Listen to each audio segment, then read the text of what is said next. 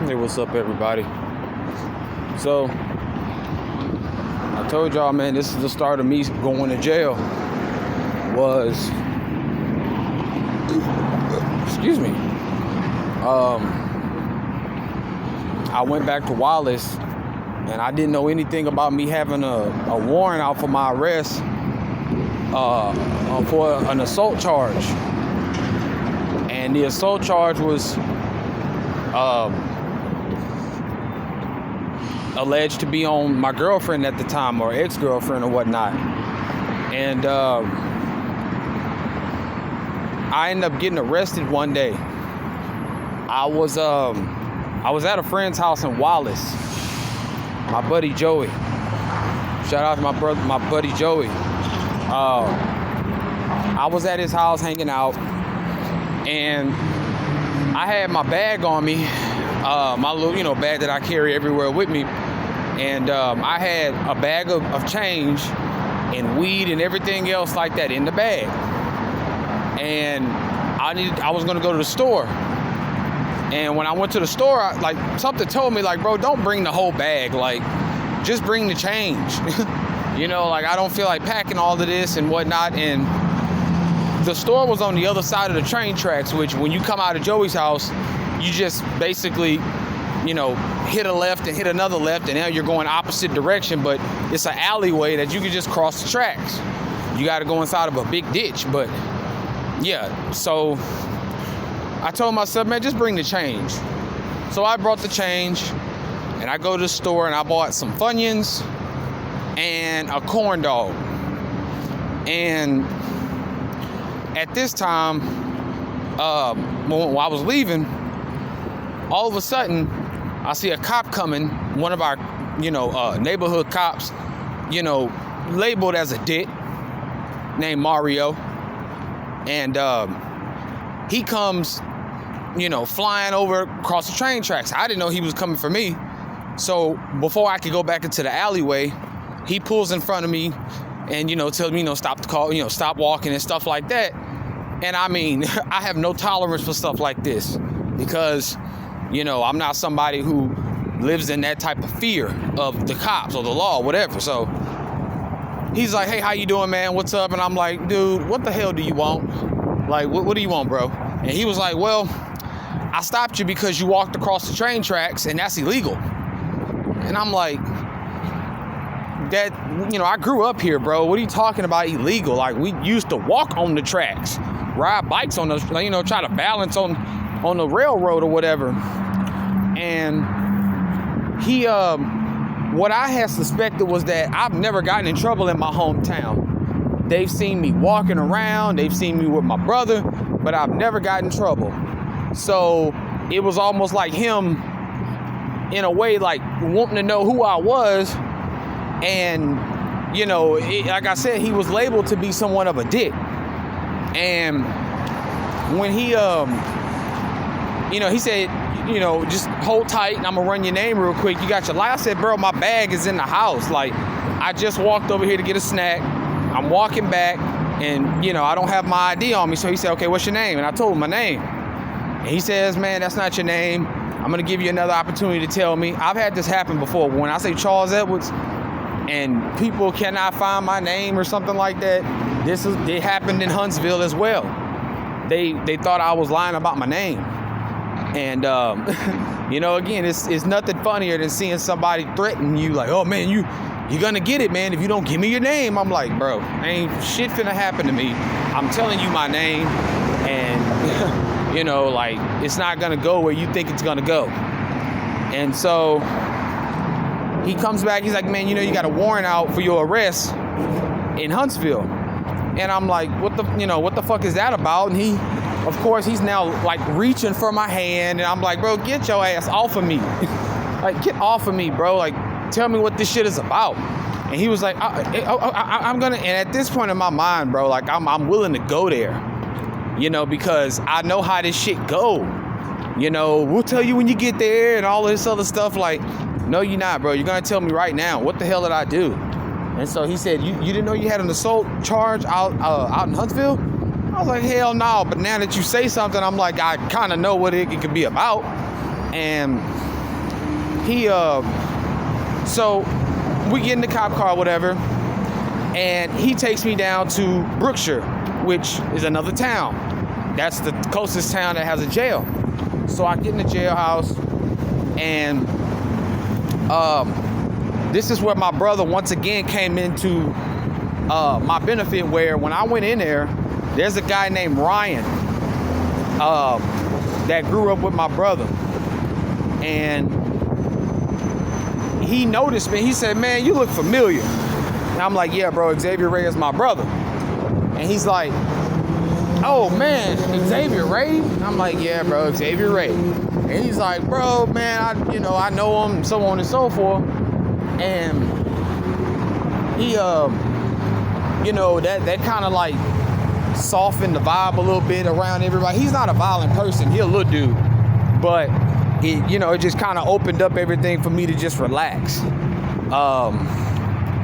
So they told me like, hey man, you're gonna, stay here until Huntsville have to come get you. And I'm like, what the hell? Okay. Dad doesn't know about this. Mom don't know about this. Like, I just disappeared. And, when I told my dad, I said, Dad, look, man, I'm in here for this, Dad. And, he was just like, all right, man, I'll be praying for you. You know what I'm saying? Like, my parents, that was the mindset they had when it came to like legal issues. Was like, whatever you did, bro, you're gonna have to go through it. You know what I'm saying? Like, we're not gonna be bailing you out and stuff like that. We don't have that money, and we're just not those type of parents. So I'm just so self-entertained where I didn't really see. At this point, my faith played a huge part in me being able to cope with what was going on. I tell people, man, I used to walk lockstep with God.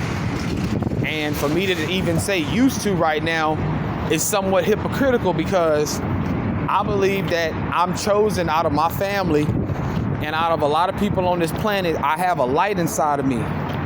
And it really does show evidence that I have a relationship with God, the way I combat him in my mind, and good times, bad times, normal times. I really do believe that I lost my way here currently, but back then that's how I got through it. I was like, bro, like, I recognized that God made me who I was to be able to deal with the stuff I was going through and not be too far right or too far left when it comes to why, are you just, whatever. So, whenever they came and got me from Huntsville, that was a long drive. I told you guys, my health played a huge part in my life, from high school, like right out of high school, for the next like 6-7 years, where from the smoking, I was getting these cluster headaches, migraines, not sleeping. You can physically see it. Like, my hair grew really patchy because I never had time to fully, get any rest for my body to repair itself. A lot of my teeth started falling out in the back. I had some of the worst toothaches ever because I said, when I was taking that migraine relief, that has aspirin in it, and that makes your blood thin, thus making everything in your body just kind of weak. And I was taking so many of those pills a day to try to counter the migraines that, I wasn't just the energy levels to do anything from day to day were very limited. And man, there were days when I pedaled that bike all the way to work in town in just blazing hot weather, man. Sometimes I would have to pedal with my eyes closed, because even though I was taking the migraine relief, man, that wasn't enough. That wasn't enough to get rid of them how they do now. And so I was just,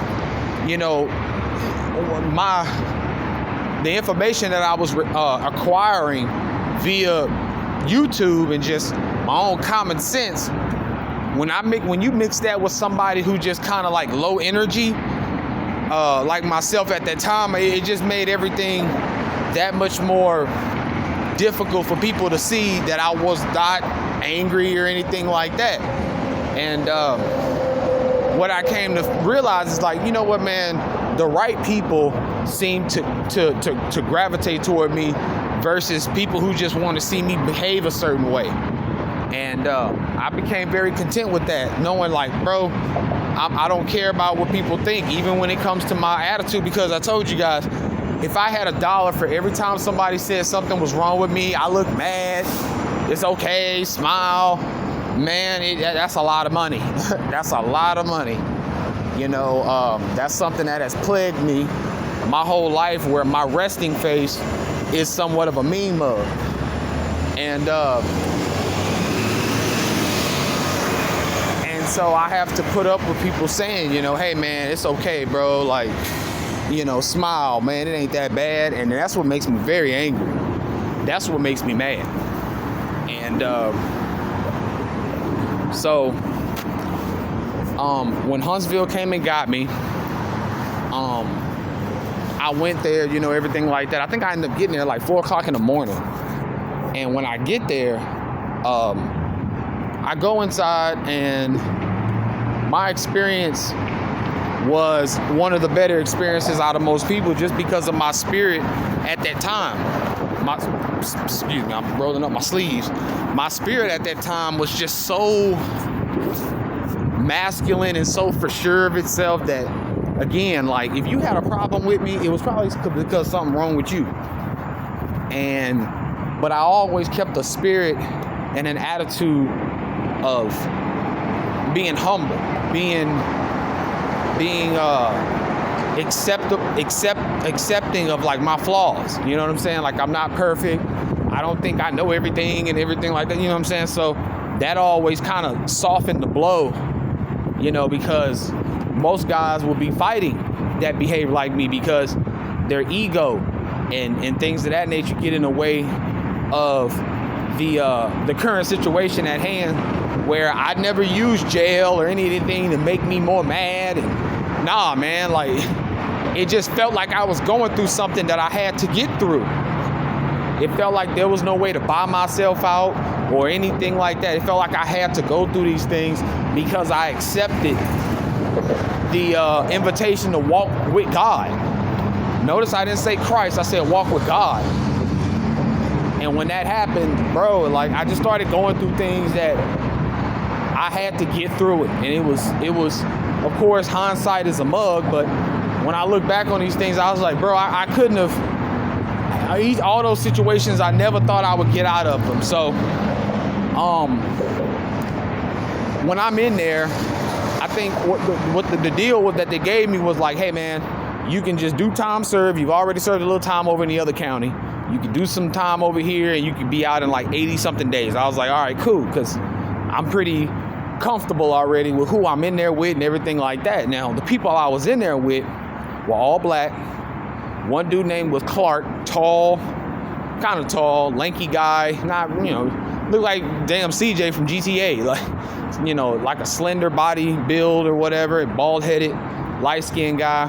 Another guy in there, his name was Sean, but they called him Shine, like, you know, shiny, because he really kept himself up to par in there, had a grill, do-rags and all that shit, and he, you know, made good food and all that, so they called him Shine. It didn't register to me till damn near.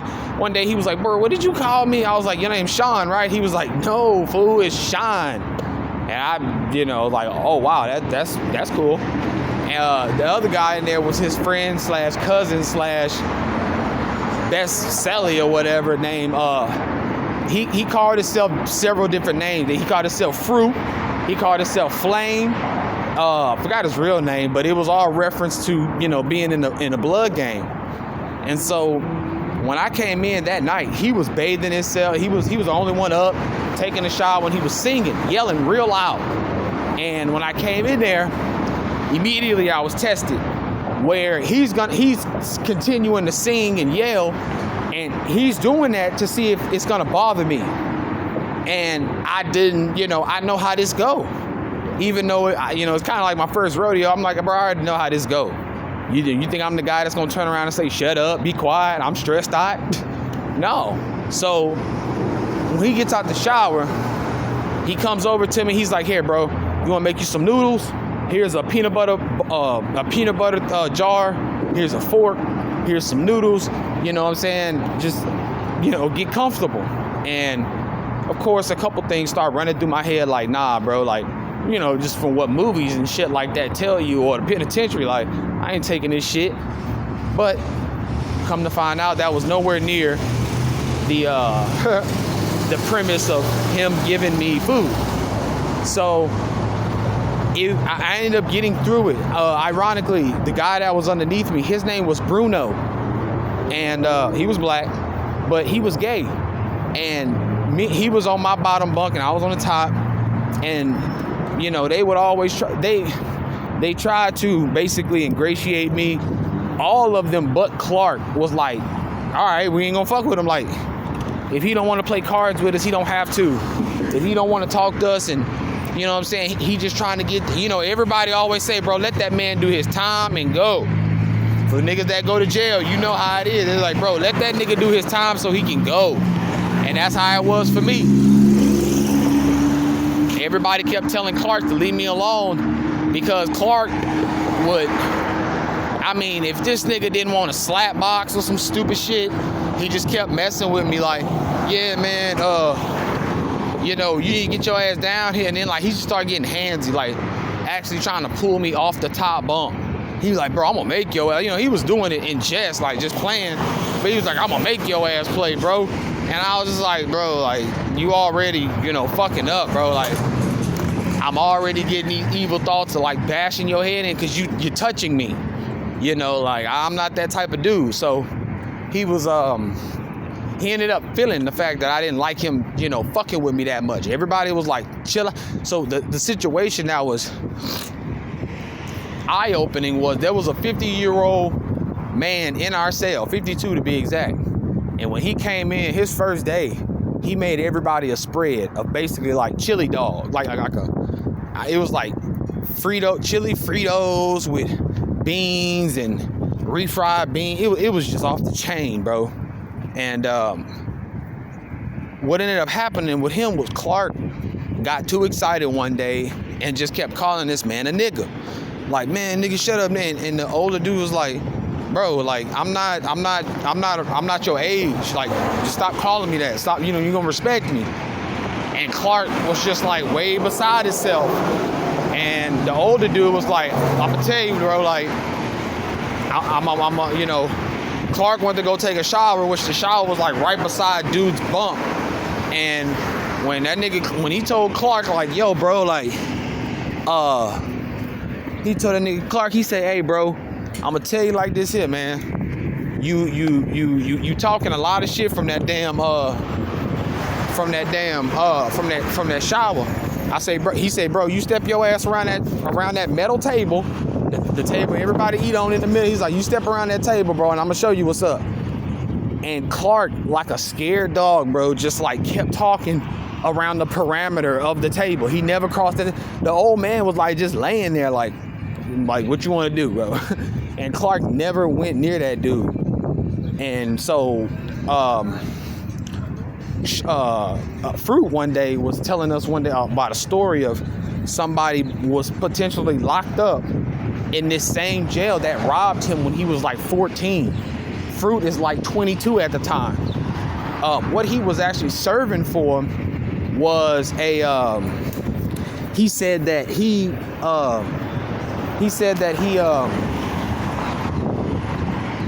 shot and killed somebody, but he said he did it in self-defense. He said it was a club out there that coincidentally the girl I was dating, she just wanted to go to the club called Shenanigans. And he's telling me about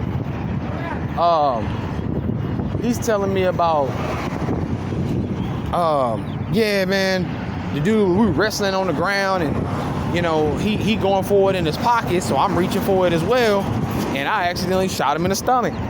And so he was also practicing Muslim, so or a practicing Muslim, and he would have moments where he like checked in and checked out as far as his innocence. Some days he'll be like, nigga, I'm guilty as fuck. Some other days he'll be like, shit, I didn't do it. And so it showed me just another side of people that are ungrateful. So it was a couple days before, which Bruno told me, he said, bro, I don't never go to rec. He said, I ain't been to rec since you got here. He said, you know, he's like, bro, I see, he said, bro, I see why, you know, how Clark be fucking with you. I was like, yeah, bro, like, you know, like, yeah, that's what he be doing. And he was like, yeah, man, like, the way you handle it and shit is legit, bro, like, and so, cause he was like, bro, they be getting on my nerves, because Bruno didn't, like, when they try to give Bruno the remote and try to get Bruno involved on stuff, Bruno didn't want to do it, like, and once again, everybody respected that but Clark. And so when Bruno was like, yeah, man, you know, this is my first time coming to rec, bro, since, you know, I don't trust nobody but you. So I found that again to be very ironic.